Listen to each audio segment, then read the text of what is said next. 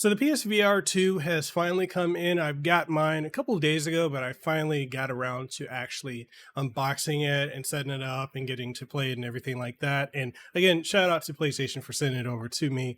And I really have had a phenomenal time with it. Now, is it perfect for VR?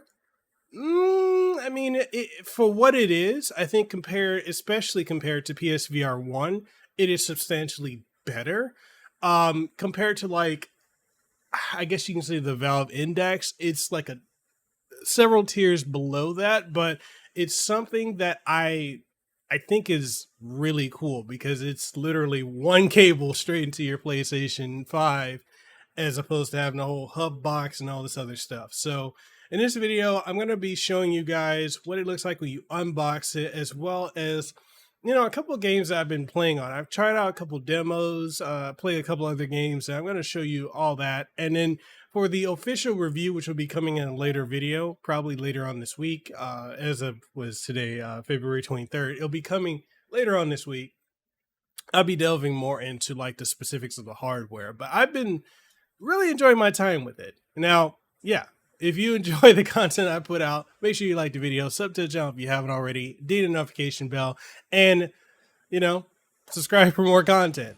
All that being said, let's go ahead and get into it. So in unboxing the PlayStation VR2, it's basically, I will say that the packaging material is basically the same thing that you experience when you unbox your PlayStation 5 or PlayStation 5 Digital or any of the PlayStation 5 accessories that you can purchase. It's not, in comparison to like the PlayStation 4 and the PlayStation VR1, like it's not as premium feeling. Like they're really going into the whole reduce, reuse, like recyclable type of materials. So in a way, the presentation is not as spectacular as it could be, but they're not generating as much waste with it either. So that's a plus as well.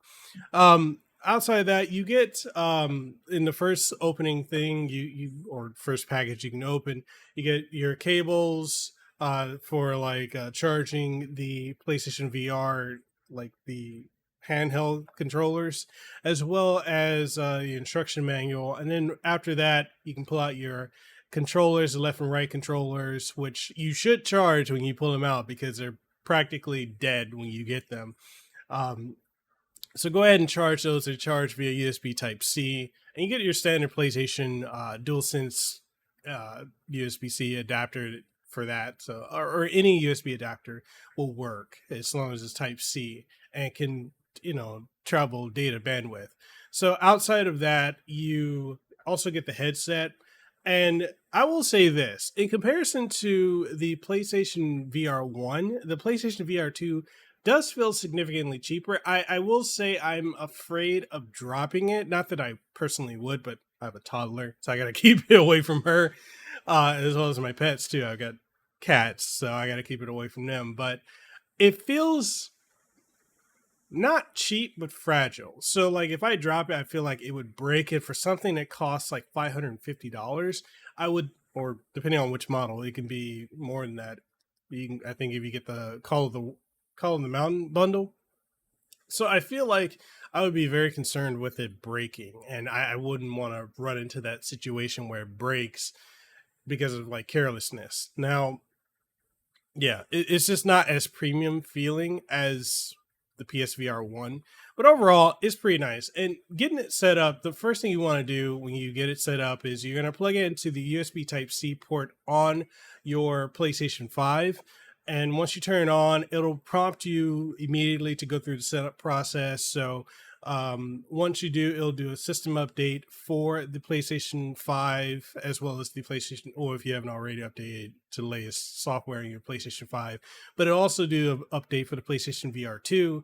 And then you'll need to plug in and update the firmware on the controllers. So once you do that, from there, you'll go into like setting up how like it fits. It'll tell you how to put it on, how to adjust the visor, how to tighten the back of it.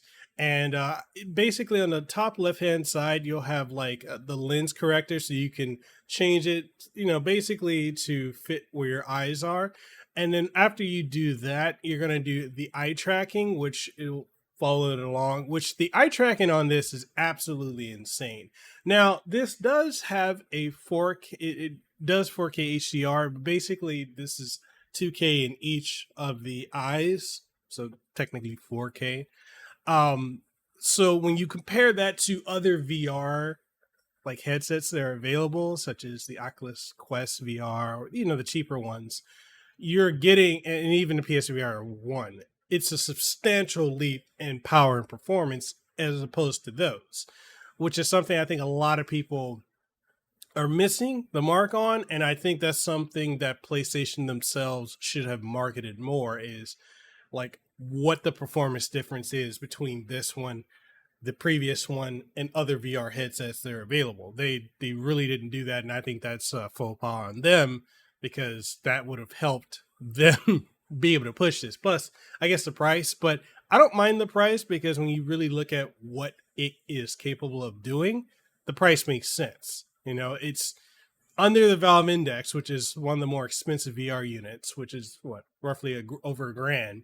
But this right here has 4K to 2K in each eye, and eye tracking, and a lot of other things too, like the cameras on the outside to, you know, basically sense the room, plus the sensors and the controllers, and it all operating off of one cable, one Type C cable plugging directly into your console. So I think if they marketed what it's capable of, what it has, the performance and all of that, it would have been better. But all that being said, so you get it set up, you'll do the room scanning and everything like that, which is super, super crazy. Like I was really blown away with that. I was like, man, this is really intense. So after that, then you can go and start trying out games. So I downloaded a couple games, like this NFL game, which was not bad, but I was having a hard time understanding like the voiceover, because like I think the people that they chose to do the voiceover, they could have picked someone else to do the voiceover for like the tutorial parts of it, because it just, I was like, man, I'm trying to like really understand what they're saying. Also, yeah, when you plug in the headset part just slots in, and it's little small headphones that you can plug them in. But you can also use like any other headset if you want. I'm actually going to be picking up an Audio Technica headset that has an XLR microphone, just because if I'm going to stream, I'm going to need them. Because like you really have to be really involved with using this VR headset as opposed to other headsets that are available. And even a previous one too. So yeah, the way I'm currently have my setup, yeah, it's not gonna work. But yeah, all that being said, like the NFL one was fun. It felt not so much as gimmicky, it's just like certain things were like hit or miss with that game. But it was fun. Like I wouldn't mind playing that. I need to reach out to the company that made that so I can see if I can get a review copy of that. But that was cool. I also tried out Resident Evil Village in VR. I tried the demo. That was as much. Like I was trying out the demo, and it's really interesting because like you have to like do specific things in it. Like when you want to change guns, you literally, as opposed to like Resident Evil 7 Biohazard, you have to reach down to grab the gun, and then like the way it's set up is like when you want to reload, you have to like empty the clip manually. Then you got to reach with the other controller, get a clip out, put it in, cock the chamber. This is for like the pistol, and the same thing like the shotgun. You have to reach back, pull it out, get the ammo, put it in, pump the barrel every time you shoot. And then with the sniper rifle, you reach down, you grab it, and then you gotta load it, cock it, do the chamber, and it's like, I was like, yo, this is way more involved than I thought it would be. Like, it's not bad, but like in the heat of the moment, I would be freaking out if a zombie or a lichen or something comes up on me. Can you imagine trying to do that during like boss fights? Like, that's gonna be really insane.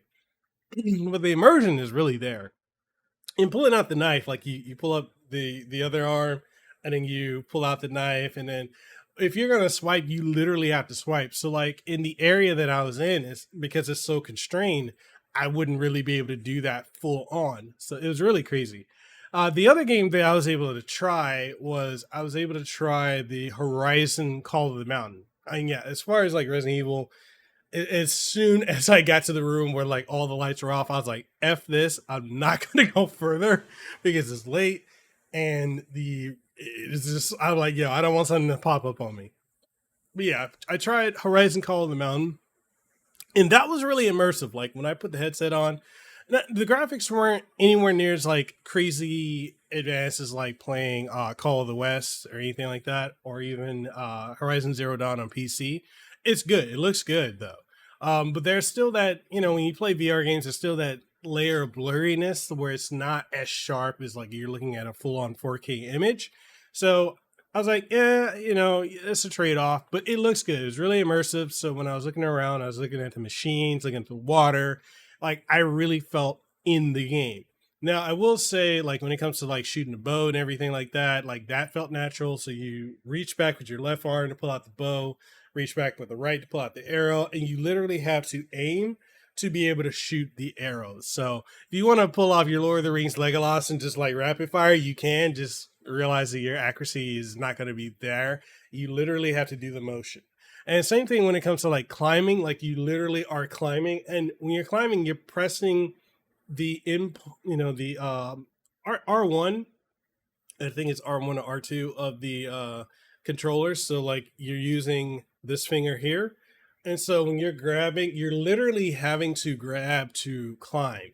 And I know a lot of reviews I've seen for Horizon Call of the Mountain have complained about the amount of climbing and all that, and like, oh, it's tiring. Yeah, literally they're giving you a workout. Like they're immersing you in the world. So like, what do you expect? Now, I will say that the default controls, like when you want to run, like you hold it like this, and then you got to do that to move about. That I will say I didn't care too much for that. I thought that was a little repetitive and annoying, especially when you want to move smoothly around. It's not that good. So I went to traditional controls where you can use the analog sticks to move around and look around, and it just felt way more natural. Now, when it comes to combat, um, I only got so far because I didn't have a lot of time to play the game full on. So I got to play like roughly about 20 minutes or so of the game. And so when I got to fighting the first machine, it was a one-on-one affair. So I was able to move around and shoot the arrows. And whenever it's about to attack, usually it kind of flashes.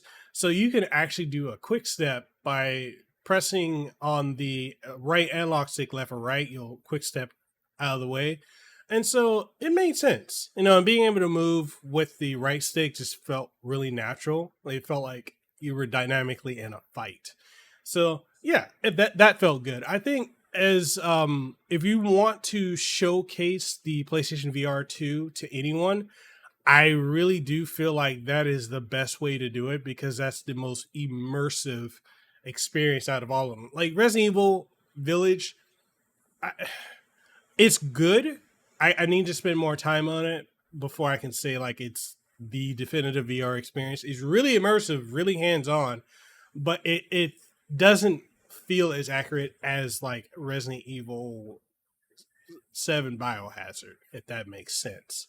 But I will say that playing Horizon Call of the Mountain, that was super immersive. And then even the football game, even with its issues, that was immersive too. But yeah, they need a better demo. But I'm willing to try that out.